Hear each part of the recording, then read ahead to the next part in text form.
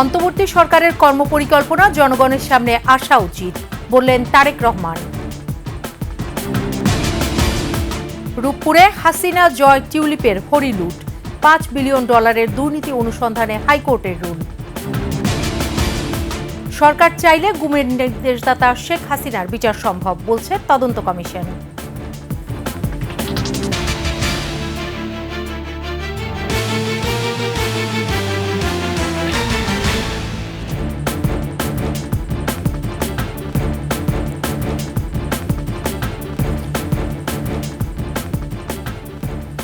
শুনছিলেন সংবাদ শিরোনাম।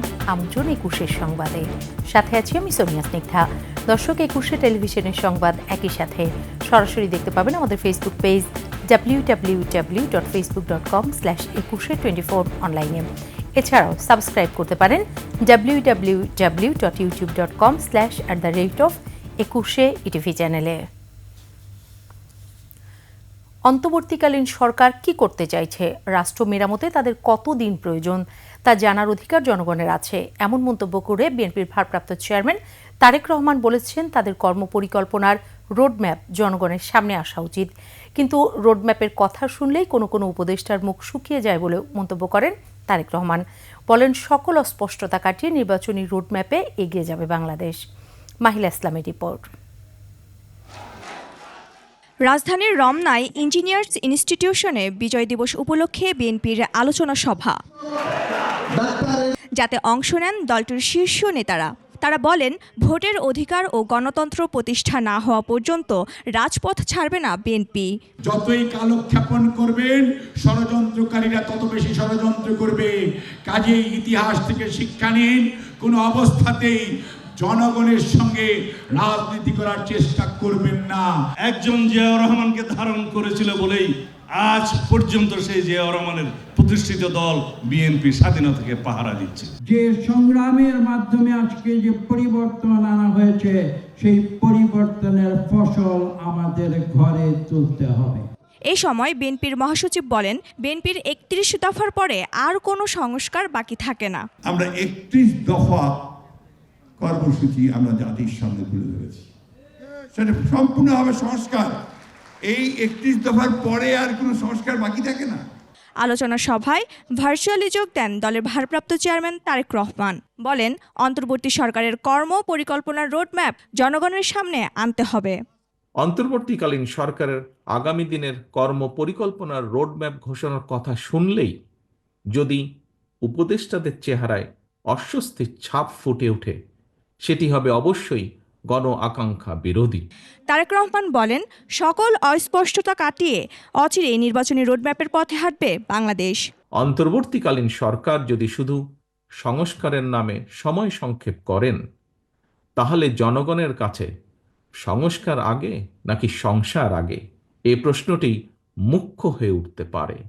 অন্তর্বর্তীকালীন সরকার নিজেদের সফল দেখতে চায় কিনা তা তাদের কর্মকাণ্ডের উপর নির্ভর করবে বলেও মন্তব্য করেন বিএনপির ভারপ্রাপ্ত চেয়ারম্যান। মাহিলা ইসলাম, 21 টেলিভিশন, ঢাকা। রূপপুর বিদ্যুৎ প্রকল্পে সাবেক প্রধানমন্ত্রী শেখ হাসিনা ও তার পরিবারের সদস্যদের $5 বিলিয়ন বা $500 কোটি দুর্নীতির অভিযোগ তদন্তে দুদকের নিষ্ক্রিয়তা নিয়ে রুল জারি করেছেন হাইকোর্ট। বিচারপতি ফাহমিদা কাদের ও বিচারপতি মুবিনা আশরাফের হাইকোর্ট বেঞ্চ এই রুল জারি করেন। বিস্তারিত শাকের আরজুর রিপোর্টে। আগস্ট মাসের মাঝামাঝিতে সাবেক প্রধানমন্ত্রী শেখ হাসিনা রূপপুর পারমাণবিক বিদ্যুৎ কেন্দ্র থেকে $500 কোটি আত্মসাৎ করেছেন বলে তথ্য প্রকাশ করে গ্লোবাল ডিফেন্স কর্প নামের একটি ওয়েবসাইট। ওয়েবসাইটের এক প্রতিবেদনে বলা হয়, এই আত্মসাতের কাজে তাকে সহায়তা করেছেন ছেলে সজীব ওয়াজেদ জয় ও শেখ রেহানার মেয়ে টিউলিপ সিদ্দিক। শেখ হাসিনা ও তার পরিবারের সদস্যরা রাশিয়ান কোম্পানি রোসাটমের কাছ থেকে একটি পারমাণবিক চুল্লি কেনার নামে এই বিশাল অর্থের লেনদেন করেন। যদিও 25 আগস্ট $5 বিলিয়ন ঘুষের অভিযোগকে গুজব বলে দাবি করেন বাংলাদেশে নিযুক্ত রাশিয়ার রাষ্ট্রদূত আলেকজান্ডার মন্টিটোস্কি।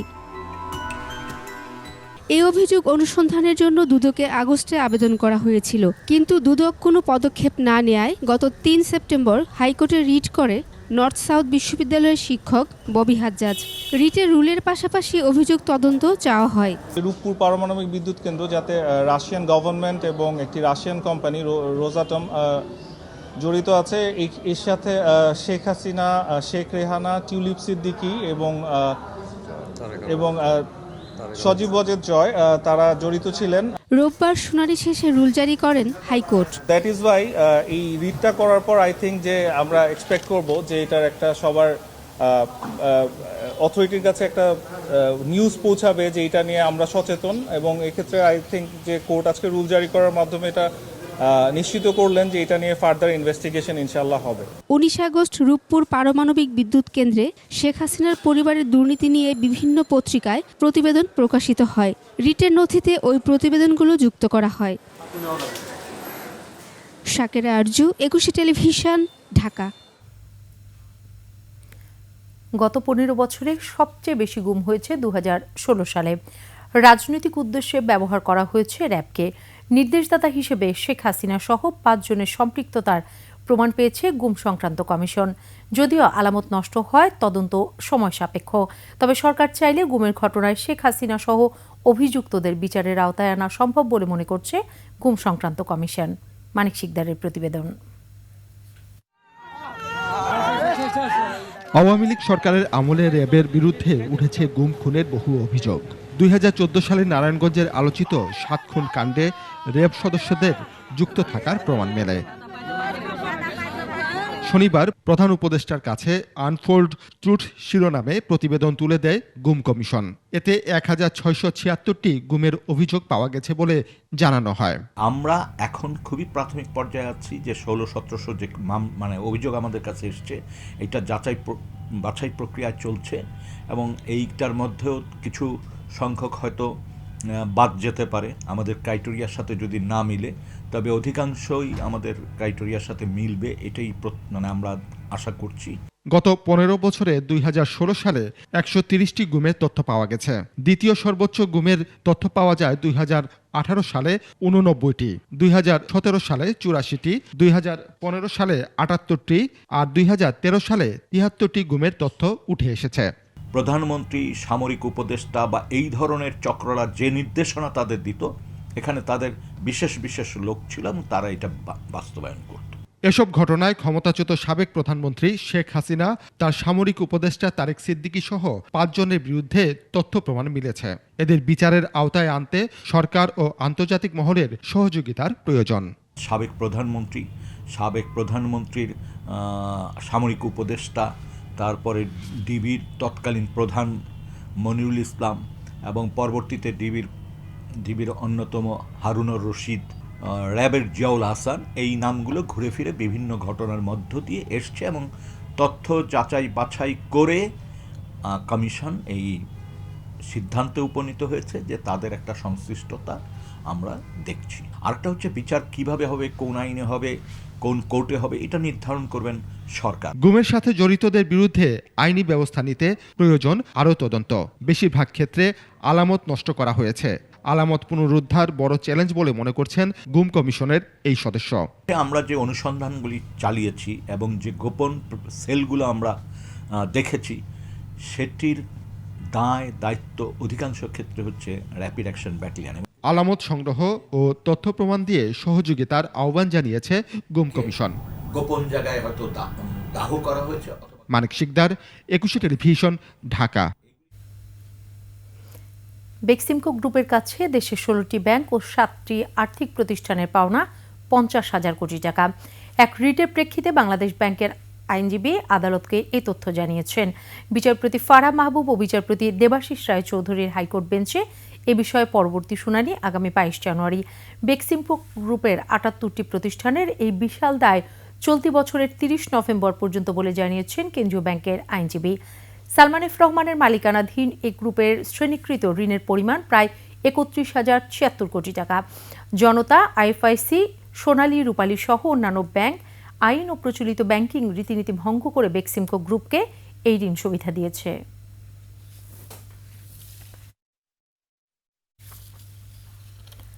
রাত পোহালেই মহান বিজয় দিবস। জাতির শ্রেষ্ঠ সন্তানদের শ্রদ্ধা নিবেদনে প্রস্তুত জাতীয় স্মৃতিসৌধ। সৌন্দর্য বর্ধন ও পরিষ্কার পরিচ্ছন্নতা এরই মধ্যে শেষ হয়েছে, নেওয়া হয়েছে পর্যাপ্ত নিরাপত্তা ব্যবস্থা। আরিফুল ইসলাম সাব্বিরের তথ্যচিত্রে ডেস্ক রিপোর্ট। 16 ডিসেম্বর মহান বিজয় দিবসে জাতীয় স্মৃতিসৌধে শ্রদ্ধা নিবেদনে ঢল নামবে লাখো মানুষের। সকালে রাষ্ট্রপতি ও সরকার প্রধান সহ উপদেষ্টাদের পুষ্পস্তবক অর্পণের মধ্য দিয়ে শুরু হবে শ্রদ্ধা নিবেদনের আনুষ্ঠানিকতা। এরপর সর্বসাধারণের জন্য খুলে দেওয়া হবে সৌধের ফটক। গেল 1 মাস ধরে স্মৃতিসৌধের সৌন্দর্য বর্ধনের কাজ করছে দায়িত্বে থাকা গণপূর্ত অধিদপ্তর। ধোয়া মোছার পর রং তুলির আঁচড়ে সাজানো হচ্ছে বেদি পর্যন্ত যাওয়ার সড়ক। সড়কের পাশে লাগানো হয় রঙিন গাছ। ইট বালু সিমেন্টের কাজ করিতেছি, ধোয়া মোছার কাজ করিতেছি এবং রং তুলির কাজ করিতেছি। প্রতি বছরই রং তুলির কাজ করি, তাই এবছরও করছি সৌন্দর্যের জন্য। গণপূর্ত অধিদপ্তর জানায়, গেল 15 দিন আগে স্মৃতিসৌধে সর্বসাধারণের প্রবেশ বন্ধ করা হয়। এরপর থেকেই দিনরাত শুরু হয় সংস্কার কাজ। আমরা গণপূর্ত অধিদপ্তরের পক্ষ থেকে পুরো স্মৃতিসৌধ কমপ্লেক্সকে ধুয়ে মুছে পরিষ্কার পরিপাটি করা, ফুল দিয়ে সাজানো, রং তুলির কাজ, সিসি ক্যামেরা স্থাপন, লেক সংস্কার সহ সকল কার্যক্রম সম্পন্ন করেছি। মহামান্য রাষ্ট্রপতি, মাননীয় প্রধান উপদেষ্টা এবং উপদেষ্টা মণ্ডলী সহ সকলের শ্রদ্ধা নিবেদনের জন্য স্মৃতিসৌধ পুরোপুরি প্রস্তুত রয়েছে। জনগণের নিরাপত্তায় নেওয়া হয়েছে পর্যাপ্ত নিরাপত্তা ব্যবস্থা। Yusuf Hasan Naim, desk report, 21 television. নিচ্ছি সংবাদ বিরতি। যখন ফিরছি তখন অন্যান্য সংবাদের সাথে আরও থাকবে। বিডিআর হত্যার মামলা বিচারাধীন থাকায় কমিশন গঠন করছে না সরকার।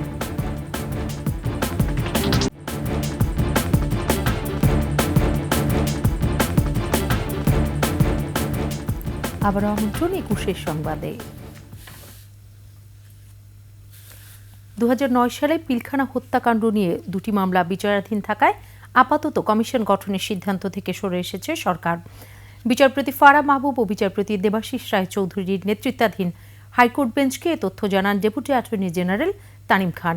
এর আগে বিডিআর হত্যার পুরো ঘটনা তদন্তে কমিশন গঠনের কথা বললেও আজ সেই সিদ্ধান্ত থেকে সরে আসার কথা জানালো স্বরাষ্ট্র মন্ত্রণালয়। 5 আগস্টের পট পরিবর্তনের পর জোরালো হয়ে ওঠে বিডিআর হত্যার পুনঃ তদন্তের দাবি। স্বরাষ্ট্র মন্ত্রণালয় সরাসরি বলেছে যে 2টা মামলা পেন্ডিং আছে, অর্থাৎ ক্রিমিনাল 2টি মামলা পেন্ডিং আছে এবং চলমান আছে। সেই চলমান থাকা অবস্থায় তারা এই সময়ে কোনো ধরনের কমিটি গঠন এখন পর্যন্ত করবেন না বলে সিদ্ধান্ত গৃহীত হয়েছে। খেলাফত মজলিসের অনুরোধে কাউন্সিল পিছিয়ে নিয়েছে আমার বাংলাদেশ পার্টি, এবি পার্টি। 11 জানুয়ারি 2025 সালে কাউন্সিল করার সিদ্ধান্ত নিয়েছে তারা। রোববার দলগুলোর নেতাদের মধ্যে বৈঠকে এ সমঝোতা হয়।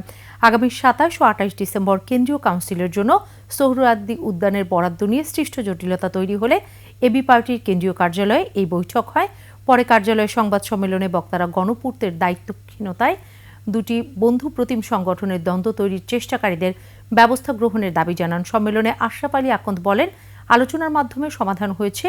এ সময় এবি পার্টির সদস্য সচিব মুজিবুর রহমান মঞ্জু সবাইকে ঐক্যের জন্য এগিয়ে এসে দেশ গড়ার আহ্বান জানিয়ে বলেন, উদার হতে পারলে কোনো সমস্যা নয়।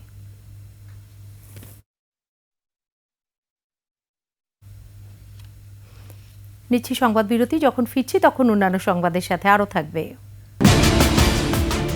এবার আন্তর্জাতিক ক্রিকেটেও নিষিদ্ধ সাকিবের বোলিং, খেলবেন শুধু ব্যাটার হিসেবে।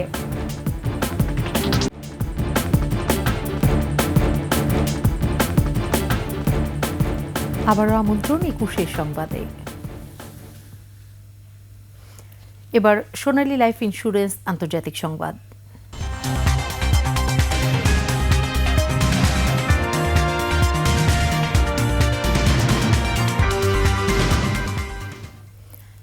যুক্তরাষ্ট্রের সংবাদ মাধ্যম এবিসি নিউজের বিরুদ্ধে করা মানহানির মামলার জেরে $15 মিলিয়ন ক্ষতিপূরণ পেয়েছেন দেশটির সদ্য নির্বাচিত প্রেসিডেন্ট ডোনাল্ড ট্রাম্প। নামকরা উপস্থাপক জর্জ স্টেফানো প্রমাণ ছাড়াই ট্রাম্পকে ধর্ষণের জন্য অভিযুক্ত বলে মন্তব্য করায় এই খেসারত দিতে হচ্ছে সংবাদ মাধ্যমটিতে। এবিসির নেটওয়ার্কের সাথে আপোষ রফা হয় নবনির্বাচিত মার্কিন প্রেসিডেন্টের। জরিমানার বিনিময়ে মামলা তুলে নিতে রাজি হন তিনি। প্রতিবেদন অনুযায়ী মীমাংসার শর্ত মোতাবেক স্টেফানো পোলাসের বক্তব্যের জন্য আনুষ্ঠানিকভাবে ক্ষমা চেয়ে বিবৃতি দেবে এবিসি নিউজ। সংবাদ মাধ্যমটি ট্রাম্পের পক্ষে একটি প্রেসিডেন্ট ফাউন্ডেশন অ্যান্ড মিউজিয়াম স্থাপনের জন্য $1.5 কোটি প্রদান করবে। এছাড়াও আইনি খরচের জন্য $10 লাখ দেবে। গত 10 মার্চ এবিসির তারকা উপস্থাপক বলেন, ধর্ষণের ঘটনায় আদালতে দোষী সাব্যস্ত হয়েছেন ট্রাম্প। এবার খেলার সংবাদ।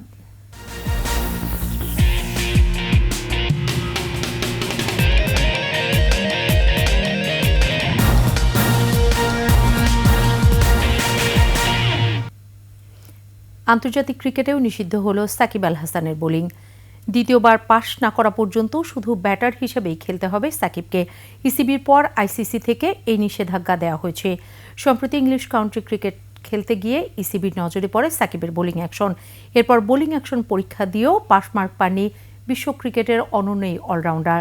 শ্রীলঙ্কায় চলমান টি10 লিগে গল্ফ মার্ভেলসের হয়ে বোলিং করা থেকে বিরত থাকতে হবে তাকে। আন্তর্জাতিক ক্রিকেটে এখন পর্যন্ত 700 উইকেট শিকার করেছেন সাকিব আল হাসান। তবে সাকিবিয়ানদের আশা দ্রুতই চেনা রূপে ফিরবেন বাংলাদেশের পোস্টার বয়। শেষ করছি 21 সংবাদ। যাবার আগে সংবাদ শিরোনামগুলো আরও একবার। অন্তর্বর্তী সরকারের কর্মপরিকল্পনা জনগণের সামনে আসা উচিত, বললেন তারেক রহমান। রূপপুরে হাসিনা জয় টিউলিপের হরিলুট, $5 বিলিয়ন দুর্নীতির অনুসন্ধানে হাইকোর্টের রুল। সরকার চাইলে গুমের নির্দেশদাতা শেখ হাসিনার বিচার সম্ভব, বলছে তদন্ত কমিশন।